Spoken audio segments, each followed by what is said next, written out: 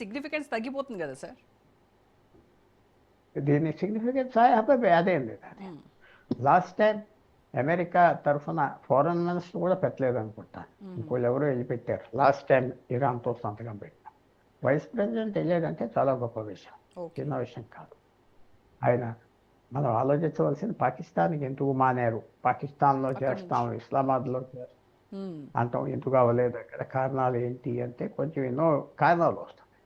భారతదేశానికి ఎంతవరకు చెప్పాను కదా, యుద్ధం జరుగుతూ ఉంటే మంచిది. మీకు ఎవరు మీ డిబేట్స్లో ఎవరు చెప్పు ఉండరు అనుకుంటున్నా, కానీ ఫ్యాక్ట్, అది ఫ్యాక్ట్. యుద్ధం జరిగినంత కాలం అమెరికా కూడా వీక్గా ఉన్నాయి, అరబ్ దేశాలు వీక్గా ఉన్నాయి, ఇరాన్ వీక్గా ఉన్నాయి.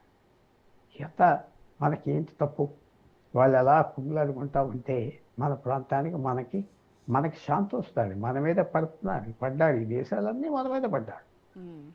ఏదో యూఏఈ స్నేహంగా ఉన్నది కొద్దిగా, అంతవరకే. మిగతా దేశాలతో మనం ఏం మాట్లాడలేం. ఖతార్ మనకు వ్యతిరేకంగా చేస్తుంది, కానీ 7 లక్షల మంది అక్కడ పనిచేస్తున్నారు కాబట్టి నోరు మూసుకొని కూర్చున్నాం. అక్కడి నుంచి గ్యాస్ కొంటున్నాం, 80% గ్యాస్ మనకు కావాల్సి. సో మాట్లాడకుండా వాళ్ళు చేసే దౌర్జన్యాలని మన మీద చేయించేది కూడా మాట్లాడకుండా కూర్చుంటాం. సో ఇదంతా ఒక హ్యాపీ ఎండింగ్ వస్తుందా? హ్యాపీ ఎండింగ్ అంటే యుద్ధం జరగాలి, హ్యాపీ ఎండింగ్ మాత్రం లేదు యుద్ధానికి. ఇది ఒక టెంపరీ కోమా. మళ్ళీ ఇరాన్ ఇజ్రాయెల్ మీద స్టార్ట్ అవుతాం ఖాయం, 100% అనుకోండి.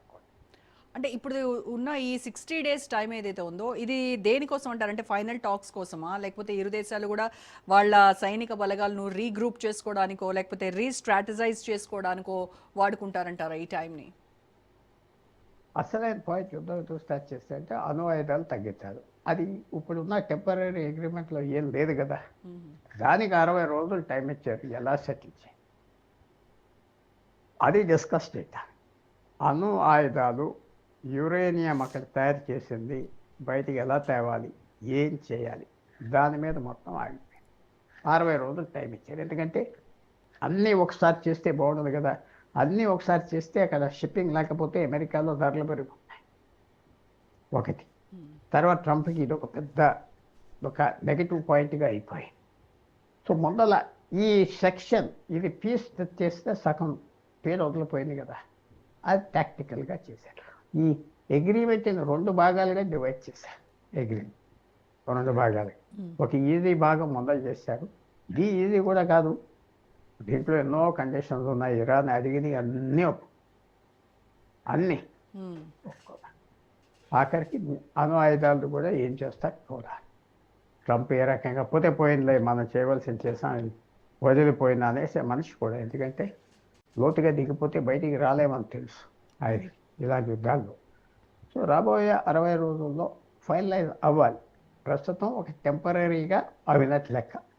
ఓకే, ఇప్పుడు ఈ పీస్ ట్రీటీ ఇదంతా చూస్తే ఇది అమెరికా సాధించినటువంటి ఒక డిప్లొమాటిక్ విక్టరీగా చూడాలంటారా, లేకపోతే ఇరాన్ తన పట్టును నిలుపుకోగలిగినట్టుగా దీన్ని చూడాలంటారు? కూడా ఇరాన్కి డిప్లొమాటిక్ విక్టరీ, కానీ అమెరికా అంత పెద్ద దేశం కనుక ఏమి లెక్కలేదు అమెరికా. మనం మర్చిపోకూడదు, అమెరికా ఇరాన్ కంటే 500 టెంపుల్ సైజ్ పెద్ద. అమెరికాకి ఈవేళ ఉన్న పరిస్థితి అంటే నాకేమి అమెరికా మీద మోజు లేదు కాదు. ఒకనప్పుడు ప్రపంచంలో తెలిసిన సామ్రాజ్యం రోమన్ సామ్రాజ్యం. రోమ్లో ఉండే హడావిడి ఇంకెక్కడ ఉండేది కాదు, ఎవరిని పట్టించుకునేవారు కాదు. ఒక యుద్ధం ఓడిపోయేవారు, తర్వాత సైన్యం పంపించేవారు, మర్చిపోతారు. సో అమెరికా స్థితి అలా. ఒకనప్పుడు బ్రిటిష్ ఎంపైర్ ఉండేది, ఒకనప్పుడు ఈ అరబ్ దేశాలన్నీ టర్కీ కింద ఉండేది.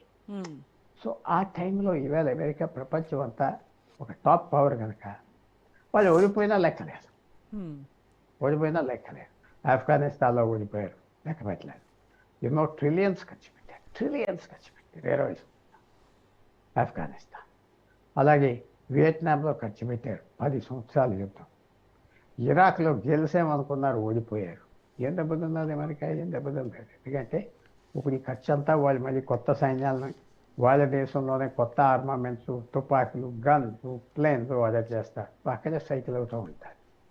మీరు పెద్ద ధనం ఉన్న వ్యక్తి అయితే, మీతో సమానం లేని ఎవరు కాకపోతే ఇంకా ఎవరు మీతో పోల్చుకోరు.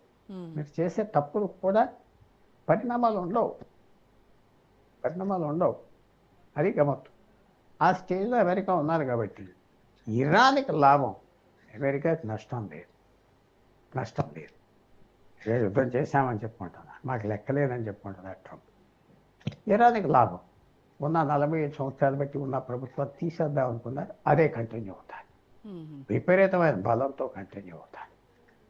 అది ఒక పెద్ద సెట్ బ్యాక్ ఇజ్రాయెల్కి, అరబ్ దేశాలకి, అమెరికాకి, యూరోప్ కనపడిన సెట్ బ్యాక్.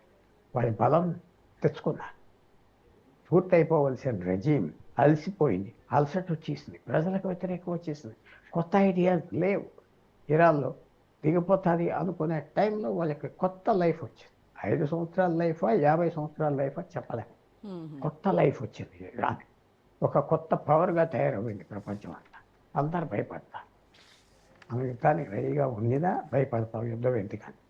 అందువల్ల ఇది ఇరాన్కి వృత్తి అయింది, అమెరికాకి డిఫీట్ అవ్వలేదు. ఎందుకంటే అంత పెద్ద దేశానికి ఏం లెక్క ఉండదు. అలా చూసుకోవాలి. మిగతా దేశాలు మాత్రం వాళ్ళ మీద పరిణామాలు